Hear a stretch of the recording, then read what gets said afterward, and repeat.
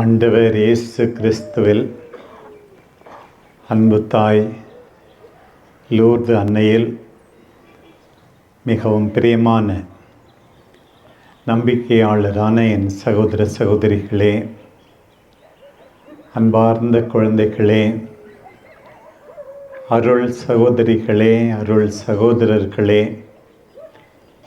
என்னோடு இணைந்து இந்த உன்னதமான பலியை ஒப்புக்கொடுக்கின்ற அருள் பணியாளர்களே,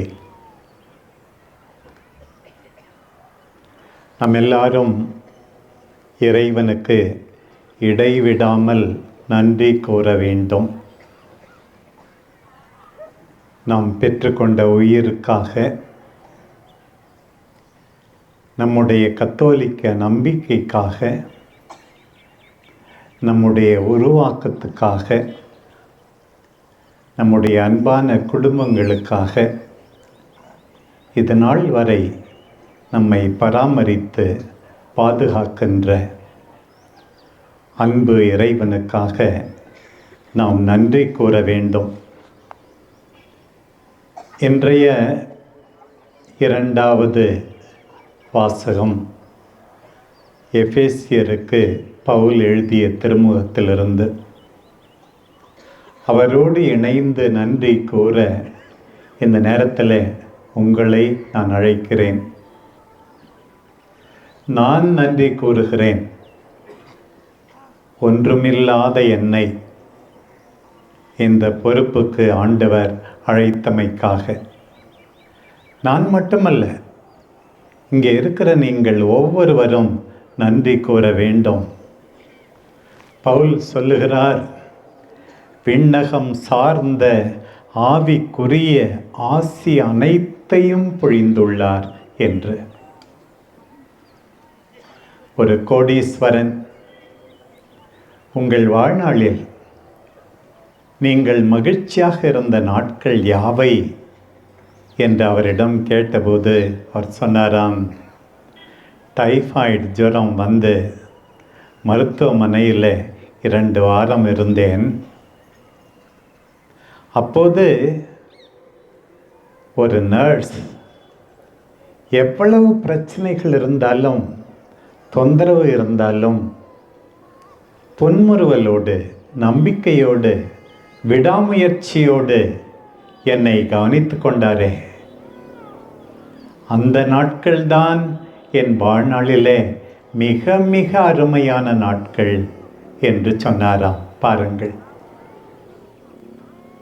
பிரியமானவர்களே, ஆவிக்குரிய ஆசி அனைத்தையும் பொழிந்துள்ளார்.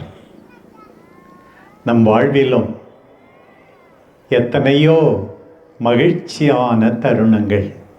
ஆண்டவருக்கு நன்றி கூறுவோம். பவுல் சொல்கிறார், நம்மை தேர்ந்தெடுத்தார் இறைவன், அவருக்கு நன்றி கூறுவோம். நம்மை தம்முடைய பிள்ளைகளாக்கி கொண்டார் இறைவன், அதற்கு நன்றி கூறுவோம்.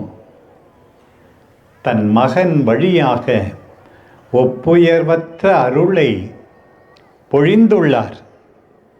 உரிமை பேற்றுக்கு உரியவராக்கினார், அவருக்கு நன்றி கூறுவோம்.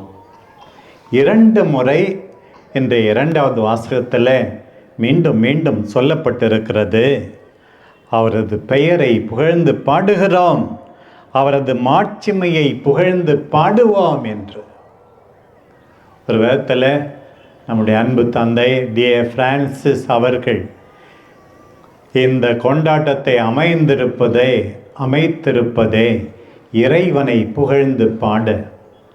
அக்ரஹாரம் மக்களுக்கு, சேலம் மறை மாவட்டத்துக்கு இறைவன் செய்த, அன்பு தாய் லூர்து அன்னை வழியாக செய்த அத்தனைக்கும் நன்றி கூறி புகழ்ந்து பாடத்தான் என்பதை நாம் மறந்துவிடக்கூடாது.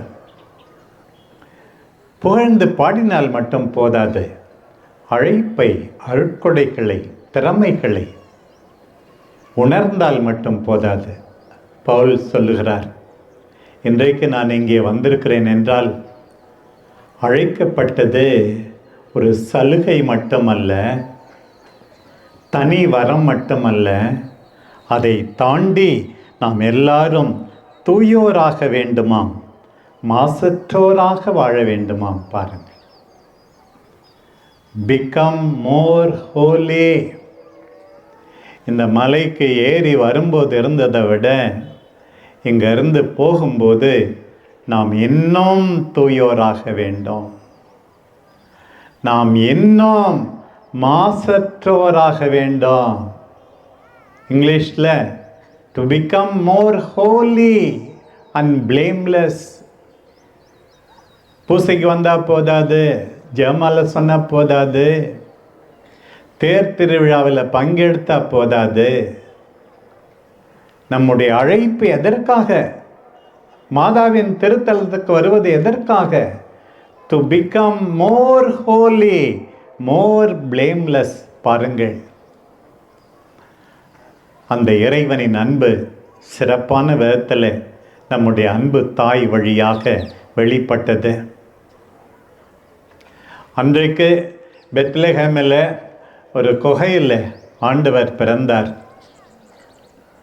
மரித்த ஆண்டவர் பாதாள குகைக்கு இறங்கி சென்று ஆதாம் முதல் ஏவாள் முதல் மரித்து அங்கே இருந்த பாதாளங்களிலே இருந்து அங்கே இருந்தவர்களை மீண்டும் வாழ்வு கொடுக்க ஆண்டவர் சென்றார். ஒரு குகையிலிருந்து, கல்லறை குகையிலிருந்து ஆண்டவர் வெற்றி வீரராய் உயிர்த்தெழுந்தார்.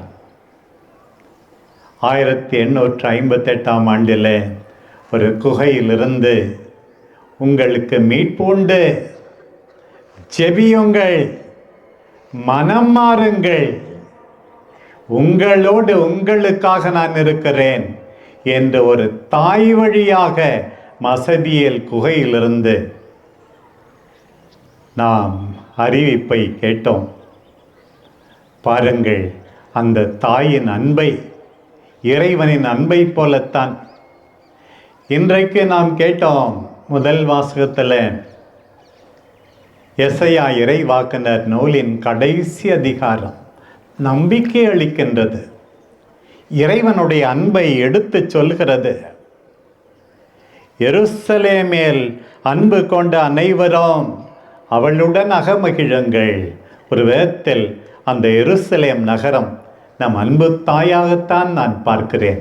அகமகிழுங்கள், நம் அன்பு தாயோடு அகமகிழுங்கள், அவள் பொருட்டு அக்களியுங்கள், அவளுடன் சேர்ந்து மகிழ்ந்து கொண்டாடி ஆர்ப்பரியுங்கள். அவள் ஆறுதல் அளிக்கிறார், நீங்கள் நிறைவடைவீர்கள். பிரியமானவர்களே, நான் ஏற்கனவே உங்களுக்கு சொல்லியிருக்கிறேன், எத்தனையோ முறை பல்வேறு நோக்கங்களின் முன்னிட்டு நான் லூர்து நகருக்கு சென்றிருக்கிறேன். என் நெஞ்சை தொட்ட இடம், நான் வேண்டியதெல்லாம் கிடைத்த இடம், ஆறுதல் அளித்த இடம், அழகான இடம், அந்த மாதா காட்சி கொடுத்த அந்த இடம்தான். ஆறு போல் நிறை வாழ்வாம், நீரோடை போல செல்வமாம், நாம் எல்லாரும் பால் பருகுவோமாம், மார்பில் அணைத்து சுமக்கப்படுவோமாம், மடியில் வைத்து தாலாட்டப்படுவோமாம். அம்மா, பெர்னத் அம்மாவுக்கு காட்சி கொடுத்தது போல எனக்கு மீண்டும் நீ காட்சி கொடுக்க வேண்டாம் அம்மா. உன்னுடைய பிரசன்னத்தை நான் உணர்ந்தால் போதும் அம்மா, உன்னுடைய அருகாமை எனக்கு போதும் அம்மா, வேற என்னம்மா எனக்கு வேண்டும்? என்னை மார்பில் அமைத்து நீர் சுமக்கின்றீரே அம்மா. அக்ரஹார மக்களை, சேலம் மறை மாவட்ட மக்களை சிறப்பான விதத்தில் மார்பில் தாங்கி சுமந்து செல்கின்றீரே அம்மா. தாய் தன் பிள்ளையை தேற்றுவது போல உங்களை தேற்றுவேன். எல்லாம் வல்லவர் நம்மை பிள்ளையாக தேற்றுகிறார் சிறப்பான விதத்தில். இந்த தாய் மூலம் நம்மை தொடர்ந்து தேற்றுகிறாராம். பாருங்கள், நம் இதயம் மகிழ்ச்சியால் நிரம்புமாம், எலும்பு பசும்புல் போல் வளருமாம், ஆண்டவர் ஆற்றலை காட்டுவாராம். பாருங்கள்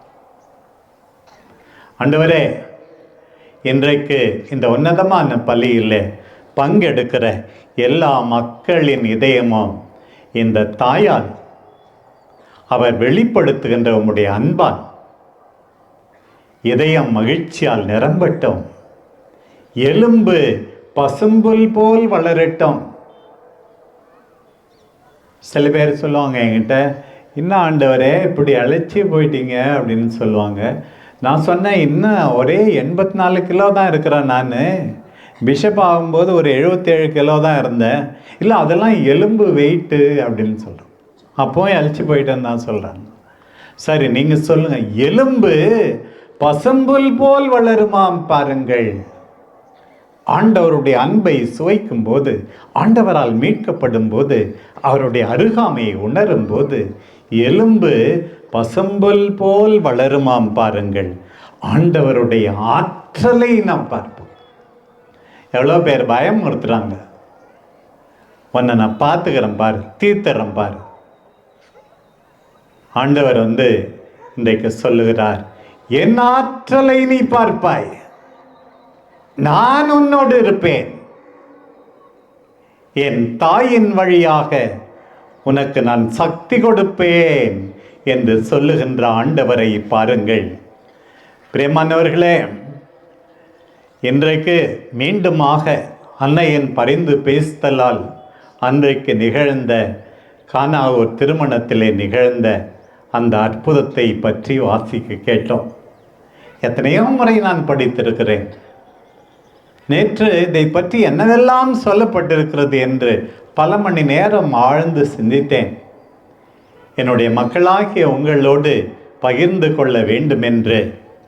பாருங்கள், திருமணம் கடவுளும் மனுக்குலமும் இணைவதே ஒரு பெரிய திருமணம். இயேசுவே ஒரு திருமணம்.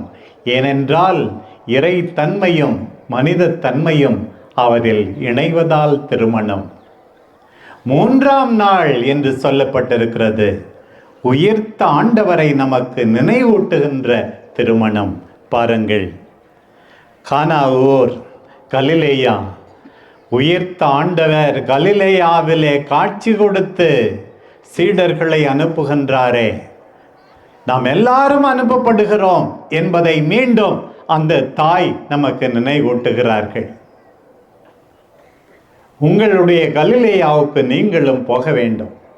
உங்கள் கலிலேயா எது? உங்கள் வீடு, நீங்கள் உழைக்கின்ற இடம், பணிபுரிகின்ற இடம். அங்கெல்லாம் ஆண்டவரின் அன்பை எடுத்துச் சொல்ல நீங்கள் அழைக்கப்படுகிறீர்கள். நோயாளிகளை குணப்படுத்த அனுப்பப்படுகிறீர்கள். மரியா உற்று பார்க்கிறார், தேவையை உணர்கிறார். ரசம் தேர்ந்து விட்டது என்று பார்க்கிறார். இஸ்ராயேல் மக்களின் சார்பாக பிரதிநிதியாக பேசுகின்றார். அம்மா, எங்கள் அக்ரஹார மக்கள் சார்பாக உன் மகனிடம் பேசும். அம்மா, எங்கள் சேலம் மறை மாவட்டத்தின் சார்பாக உன் மகனிடம் பேசும் அம்மா என்று நாம் எல்லாரும் கேட்க வேண்டும். அம்மா, எகிப்துக்கு உன் குழந்தையை காப்பாற்ற அகதியாக ஓடிப்போனாயே, மீண்டும் விடுதலை பெற்று வந்தாயே, நம்பிக்கை வழுவாத பொறுமையான விடுதலைக்காக வேட்கையுடன் காத்திருந்தாயே, இஸ்ராயேலின் வரலாற்றை நிச்சயமாக உன் மகனிடம் எடுத்துச் சொல்லி மெசியா என்கின்ற உணர்வை ஊட்டியிருப்பேன். 12 வயதில், மகனே, ஏன் எங்களுக்கு இவ்வாறு செய்து விட்டாய்? உன் தந்தையும் நானும் உன்னை ஏக்கத்தோடு தேடினோமே, அது மட்டும்தான் நீர் பேசினீர். 12 வயதிற்கு முன்னே நீர் பல முறை பேசினீர். இஸ்ராயேல் மக்களின் வரலாற்றை பேசினீர். எல்லாவற்றையும் எடுத்து சொன்னீர். 12 வயதிலிருந்து 30 வயது வரை நீர் பேசினீர். அந்த மகனுக்கு கற்றுக் கொடுத்தீர். அம்மா, உம்மை பின்பற்றி எங்கள் அன்பான பெற்றோர்கள் தங்கள் பிள்ளைகளுக்கு நம்பிக்கை அளிக்கட்டும். அவர்களும் மெசியாவாக வேண்டும் என்ற எண்ணத்தை ஊட்டட்டும் என்று இந்த நேரத்திலே நாம் எல்லாரும் கேட்க வேண்டும். நல்லதோர் உணர்வை மகனில் தூண்டி எழுப்பினீரே, நாங்களும் எங்கள் வார்த்தையால் செயல்பாடுகளால் நல்லதொரு உணர்வை எங்களை சார்ந்தவர்களிடம், எங்கள் உடன்பிறப்புகளிடம், எங்கள் நண்பர்களிடம் தூண்டி எழுப்பச் செய்யும். பாருங்கள், தேர்ந்து கொள்ளப்பட்டவர்களின் வேதனையை, நம்பிக்கையை, எதிர்நோக்கை எடுத்துரைக்கிறார் நம் அன்பு தாய்.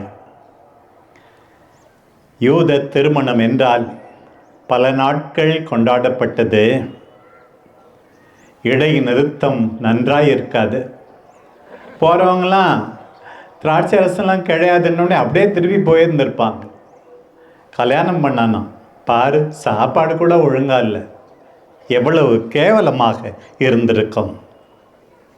அந்த மணமக்களுக்கு, மணமக்களின் பெற்றோருக்கு, நெருக்கமான உறவுகளுக்கு அவமானத்திற்கு மேல் அவமானம் வந்து சேர்ந்திருக்கும்.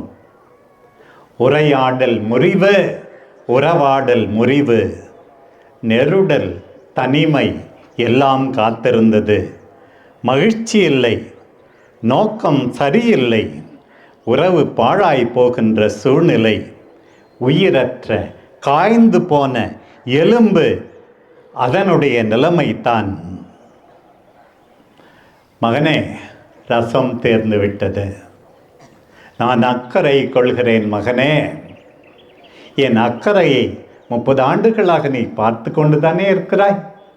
நானும் உன் அக்கறையை நாசரேத்தில் நான் பார்த்தேன். அந்நியமாக இருப்பது போல ஒரு பதில். பெண்ணே, உனக்கும் எனக்கும் என்ன, என்னுடைய நேரம் இன்னும் வரவில்லை. அந்நியப்படுத்தி கொள்வது போன்ற ஆண்டவரின் நிலைமை. மனுக்குலத்தின் பிரதிநிதி என்பதற்காகத்தான் தாயே என்று சொல்லாமல் பெண்ணே என்று சொல்லப்பட்டிருக்கிறது. இங்கே இருக்கிற நாம் எல்லார் சார்பாகவும் மகனிடம் நம்முடைய அம்மா பேசுகின்றார்கள். அவர் சொல்வதை செய்யுங்கள். இந்த தாயினுடைய நம்பிக்கை, விடாமுயற்சி, தாழ்ச்சி. அப்பப்பா கற்றுக்கொள்ள மாட்டோமா? கீழ்ப்படிதல், இறைவனுடைய திருவுள்ளத்துக்கு இணங்குதல், விட்டு கொடுத்தல் நம்முடைய தாய் நமக்கு கற்றுக் கொடுக்கிறார்கள். கீழ்ப்படிய மாட்டாயா உன்னுடைய அன்பான பெற்றோருக்கு? நாட்டு சட்டத்துக்கு, திரு அவையின் சட்டத்துக்கு இணங்கி போக மாட்டாயா? விட்டு கொடுக்க மாட்டாயா? பிடிவாதமாகத்தான் நீ என்றென்றைக்கும் இருக்க போகிறாயா? காலியான கச்சாடிகள், கை கால் கழுவ பயன்படுத்தப்படும் தண்ணீர், சடங்குகள், சம்பிரதாயங்கள், இவற்றின் வெறுமையை பார்க்கிறோம். ஏதான் எங்க வழக்கம், ஏதான் சடங்கு, இப்படியெல்லாம் மக்கள் பேசுகின்றார்கள். கச்சாடிகளை நிரப்புங்கள், விளிம்பு வரை நிரப்பினார்கள் பணியாளர்கள். பங்கேற்பு பாராட்டுக்குரியது. பாருங்கள், நீங்கள் தான் பணியாளர்கள், நானும் பணியாளர். நம்முடைய பங்கேற்பை ஆண்டவர் விரும்புகிறார். இந்த நாள் 11ஆம் தேதி அகில உலக நோயாளர்களின் தினம். 1992 34வது அகில உலக நோயாளர்களின் தினம். ஒரு பக்கம் நோயாளிகள், இன்னொரு பக்கம் நோயாளிகளை பராமரிப்பவர்கள். இவர்கள் எல்லாரும் மதிக்கப்பட வேண்டும். இதற்காக ஜனவரி 13ஆம் தேதி நம்முடைய திருத்தந்தை ஒரு செய்தியை வெளியிட்டார். அப்போது அவர் சொன்னார், நல்ல சமாரியன் தான் மட்டும் கனிவு கொள்ளவில்லை, தேவையானதை செய்யவில்லை, விடாமுயற்சியோடு தொடரவில்லை, இரக்கம் காட்டவில்லை, அந்த விடுதிக்காரனையும் தன்னோடு இணைத்து கொண்டான். ஆண்டவர் விடுதிக்காரன், நாம் எல்லாரும் இணைந்து செயல்பட வேண்டும். மாதா ஒரு பக்கம், திருமண வீட்டிலே இருந்த பணியாளர்கள் இன்னொரு பக்கம், ஆண்டவர் இயேசு இன்னொரு பக்கம். பிரியமானவர்களே, இன்றைக்கு ஆண்டவர் சொல்கிறார், எல்லாரோடும் இணைந்து நாம் செயல்பட மாட்டோமா? ஒத்துழைப்பு, பங்கேற்பு, பங்களிப்பு ஆண்டவரால் பாராட்டப்படுகிறது. சில பேர் தனியாக எவ்வளோ வேணாலும் செய்வாங்க. மற்றவங்களோடு ஒத்து போக முடியுமா? பங்களிக்க முடியுமா? பங்கேற்க முடியுமா? ஆண்டவர் கேட்கிறார். எத்தனையோ திறமைகள், நானும் கூட ஆட்களை தேடிக்கொண்டிருக்கிறேன். என்னுடைய இறைவார்த்தை பணியில் இன்னும் கொஞ்சம் இவர்கள் உதவி செய்ய மாட்டார்களா என்று. ஏன், நம்முடைய இளங்குறுமட மாணவர்கள் கூட இன்றைக்கு வந்திருக்கிறார்கள். அவர்களுடைய உதவியையும் நான் தொடர்ந்து கேட்டுக்கொண்டே இருக்கிறேன். பாருங்கள், இறை வார்த்தை எல்லா மக்களுக்கும் கொண்டு சேர்க்க மாட்டோமா? எத்தனையோ பேருக்கு எத்தனையோ திறமை, கலை, இசை, அறிவியல், அரசியல், ஆன்மீகம், ஊடகம், பொறியியல் எல்லாம் இருக்கிறது. இவையெல்லாம் தண்ணீர் தான், திராட்சை ரசம் அல்ல. இவை திராட்சை ரசமாக வேண்டும். ஆண்டவருடைய வல்லமையோடு. மனு குலத்திற்கு தண்ணீர் மட்டும் போதாது, ரசம் வேண்டும், நிம்மதி வேண்டும், மகிழ்ச்சி வேண்டும், நிறைவு வேண்டும். வியக்கத்தக்க அசாதாரணமான தரத்தில் அற்புதமான திராட்சை ரசம் வேண்டும். ஆண்டவர் அன்றைக்கு கொடுத்தாரே பாருங்கள். 180 கேலன் அளவுக்கு குறைவில்லை. ஆண்டவரே, எங்கள் மக்களுடைய மகிழ்ச்சிக்கு குறைவுபடவே கூடாது. இதுதான் இன்றைக்கு என்னுடைய ஆசை. பாருங்கள், புனித அகஸ்தினார் சொன்னார், அந்த காலத்திலே எனக்கே ஆச்சரியமாக இருந்தது. நேற்று தான் படித்தேன். எப்படி அந்த தண்ணீர் திராட்சை ரசம் ஆச்சு தெரியுமா? நமக்கு காலம் இருக்கிறது, நேரம் இருக்கிறது, காத்திருக்க வேண்டி இருக்கிறது. தண்ணீர் தான் திராட்சை செடியை உருவாக்குகிறது. திராட்சை செடியில் தான் திராட்சை பழம் இருக்கிறது. திராட்சை பழத்திலிருந்து தான் ரசம் இருக்கிறது. எல்லாத்தையும் ஒரு நொடி பொழுதில் ஆண்டவர் செய்து விட்டார்.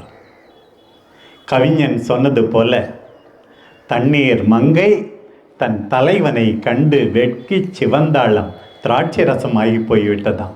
பாருங்கள், ஆண்டவருடைய வல்லமை பாருங்கள். பிரியமானவர்களே, நம்முடைய கொண்டாட்டம் தொடர வேண்டும், உறவு பெருக வேண்டும், மகிழ்ச்சி பொங்க வேண்டும். எல்லாவற்றை விட முக்கியமாக அன்பு மலர வேண்டும். நம்முடைய தாய் அன்றைக்கு 18 முறை லூர்து நகரில் காட்சி கொடுத்து சொன்ன செய்தி, தவம், இந்த சேற்று நீரை நீ குடி. இப்போது நல்ல நீர். எத்தனை புதுமைகள்! அலெக்சிஸ் கேரல் நோபல் பரிசு பெற்றவர், ஒரு நாத்திகனாக, கடவுள் நம்பிக்கை அற்றவராக அங்கே போனார். ஒரு பெண் செத்து போவார் என்று நினைத்தார், கண்ணாலேயே பார்த்தார், உடனே புதுமை. எத்தனை பேர் கூடினார்களோ அத்தனை புதுமை. எத்தனை பேர் அக்ரஹாரம் லூர்து அன்னையின் இந்த மலை கோயிலுக்கு வருகிறார்களோ அத்தனை புதுமை நிகழ வேண்டும். பாருங்கள், நோய் நீங்குவது மட்டுமல்ல, பொருளாதார நெருக்கடியிலிருந்து விடுதலை பெறுவது மட்டுமல்ல, நம்பிக்கையின்றி மனம் சோர்ந்து இந்த தாயின் பாதத்தை தேடி வருகின்ற அத்தனை பேரும் முழுமூச்சோடு, நம்பிக்கையோடு, புத்துணர்ச்சியோடு இங்கிருந்து போவதெல்லாம் புதுமைதான் என்பதை மறந்துவிடக்கூடாது. தவம், தொடர்ந்து ஜெபம், தொடர்ந்து தேவையில் இருப்பவர்களுக்கு உதவி. இதுதான் லூர்து மாதாவின் செய்தி. தவ காலத்தை ஆரம்பிக்க போகிறோம் வெகு விரைவில். ஒருத்தல் செய்வோம், ஒருத்தல் செய்து மற்றவர்களை மகிழ்விப்போம், ஜெபிப்போம். நம்மிடம் இருப்பது கச்சாடி தான், கை கால்களை கழுவும் தண்ணி தான். ஜெபத்தினால் புதுமை நிகழும். ஆண்டவரோடு ஒத்துழைப்போம். எல்லாருக்கும் நல்லது செய்வோம். மகிழ்ச்சி பெருகட்டும். லூர்து மாதாவே, எங்களுக்காக வேண்டிக் கொள்ளும் அம்மா. ஆமேன்.